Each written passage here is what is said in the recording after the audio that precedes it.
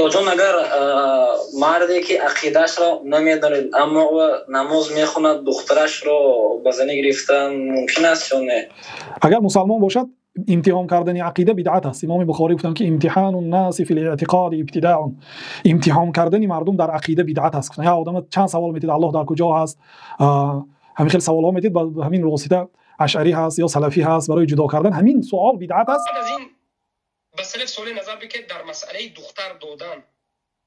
یک کس مسلمان میگفتن لیکن پیش از اینکه دخترشون به او بدهند به او صحبت میکردن، عقیده او را میفهمدن، خصوصا در منطقه هایی که مسلمان ها در زیر دولت کفری آزاد است. نصفش بینید اعوذ بالله حزبی، نصفش دیگر این آذری، نصف دیگرش اشعری ماتریدی. منطقه که شما زندگی میکنید همینی. یک آدم عادی اومد، شما نمیدونید که این کی است، مسلمان است لیکن از عقیده چی است، سنجد ممکن کافر میبرد، ممکن مبتدی میبرد، یک بار دختر نمیدن. در همین سه مسئله سلف صالح میسنجیدن که حالا ما حجت را از سخن سلیمان بگیم از سفیان الثوری رحمه الله، یکی از علمای بزرگ سلف، از 4 امام مذهب بلندتر درجه شما است. درس اول گوش کنید درباره سفیان الثوری.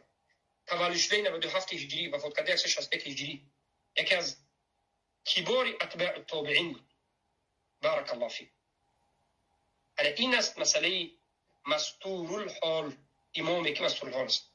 به همین منهج ما، همین کسی که در همین مسئله یک مشکلی دارد چی دارد به همین فرسته، این صدای ما را به هم منتشر بکن. در مسئله که یک کس مسلمان گفته اقتدا کردن به اول اهل سنت بودنش به منطقه به نگاه کردن، اول او را مسلمان گفتن گوشتش به اول عقیدش فهمیدن، او را مسلمان گفتن پیش از دختر دادن سنجیدن، این معروف بود.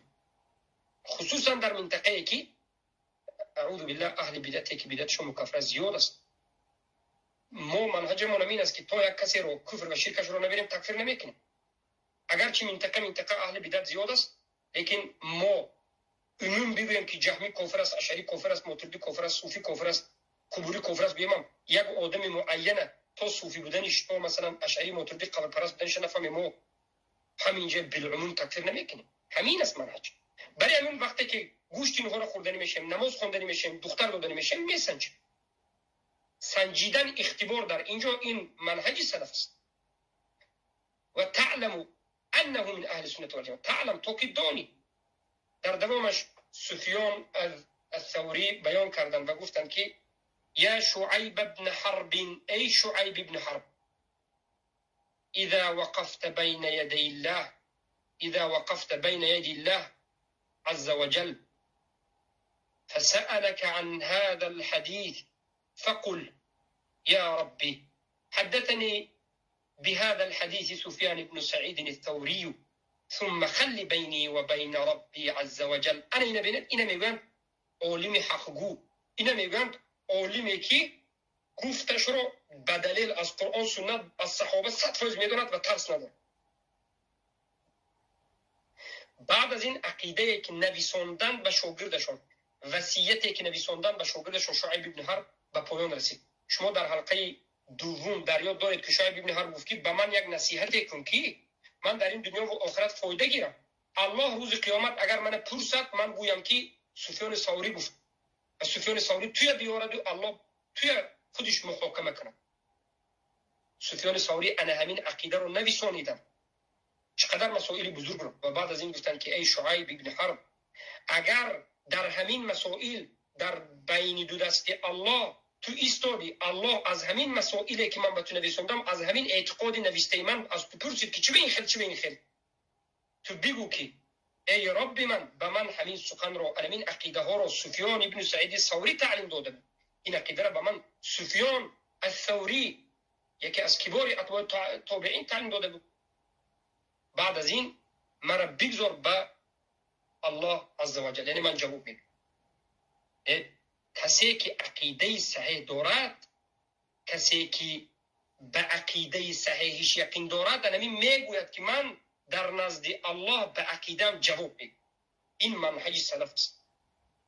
ثم خلی، بعد از این مرا بگذار بینی و بین ربی، بین من و بین الله، بعد از این مرا بگذار.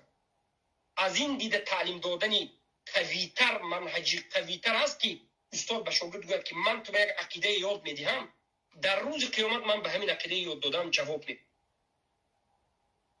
الله اکبر. یگانه این عقیده در نزد سلف صالح و در نزد اهل سنت و جماعت است. اشعری، ماتریدی، صوفی، حزبی، آذری، سروری، مدخلی، مراد همین گپ گفتن نمیتونه. اهل بدعت وقتی که به شما عقیده میگذارن به اونها بگوید که تو در روز قیامت قسم بخور که در روز قیامت به همین عقیده گفته جواب داده میتونی، چیزی که به ما میگوی حق است، یقین دارید، بگوید. آیسته شما را یا خوارج میگه، شما را دشنام میکنه، یا که خودش فرار میکنه. لیکن طالب علمای اهل سنت، علمای اهل سنت اقتدا به سلف صالح میکنن و عقیدهشون را از سلف میگیرن، میگن که قسم به الله که ما جواب میگیم و این عقیده من عقیده حق است و در نزد الله سبحانه و تعالی جواب میگیم که این عظمت قرآن و سنت و از عقیده سلف صالح. الله اکبر، الله اکبر. چقدر نوشته مختصر و چقدر معنای بزرگ. کتاب های اهل بدعت میبینید هزارها مجلد کتاب، درونش غیر از گمراهی دیگر چیزی نیست. پس انا این بود اعتقاد سفیان الثوری رحمه الله. کاملا این اعتقادی که سفیان الثوری به مسائلی که به شاگردشون شعیب بن حرب رحمه الله یک از علمای سلف تعلیم دادن به پایان رسید. ما خیلی مسائل بزرگ رو آموختیم، الله را شکر میگیم، الحمدلله. اللهم علمنا علما نافعا، اللهم إنا نسألك علما نافعا ورزقا طيبا وعملا متقبلا، اللهم نعوذ بك من علم لا ينفع ومن قلب لا يخشع ومن عمل لا يتقبل ومن دعاء لا يستجاب. ربنا اتنا في الدنيا حسنة وفي الآخرة حسنة وقنا عذاب النار. الله سبحانه وتعالى این درس رو درس مبارک قرار بده و این درس رو درس بردوام قرار بده و سبب نصرت دادن دین قرار بده و سبب منتشر و ظاهر شدن توحید قرار بده و سبب منتشر شدن اعتقاد صحیح و اعتقاد سلف صالح قرار بده. و این عقیده رو ما این کتاب رو از کجا گرفتیم؟ از کجا میتواند که این اعتقاد سفیان ثوری رو پیدا بکنید و بیاموزید؟ و کتاب امام اللالکایی شرح اصول اعتقاد اهل سنت و جماعت، شرح اصول اعتقاد اهل سنت و جماعت گفتن کتابی که از 8 مجلد عبارت است. نظر بکنید مجله یکم صفحه 172 در همین چیز وجود دارد. و اینچنین در کتاب المخلصیت مجله 4 صفحه 82 وجود دارد. بارك الله فيكم و برحمتك يا ارحم الراحمين.